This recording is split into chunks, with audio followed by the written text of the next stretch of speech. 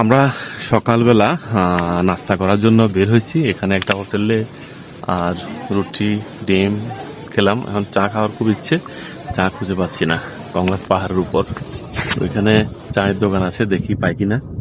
তবে আরেকটা জিনিস হচ্ছে, আমরা নিচে আমাদের বাইক রাখছি, বাইক আছে কিনা একমাত্র গড জানে। থাকবে এখানে, এরকম কোনো দুর্ঘটনা ঘটে না। তালা চাবি ভালো করে মারছি। প্রথম চা খাবো। সাজেকময় জীবন আমাদের।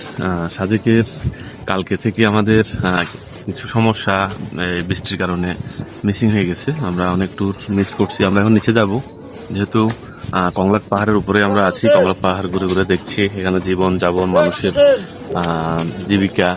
অনেক দূর দূরান্ত থেকে যারা লুসাই, তারা কাঁধে করে হলুদ নিয়ে আসছে, সেই হলুদ বিক্রি করতে নিয়ে যাচ্ছে। খুব দারুণ দারুণ দৃশ্য কিন্তু আমরা দেখছি। তো নিচে গিয়ে আপনাদেরকে নিচের সাজেকের অংশ দেখাবো।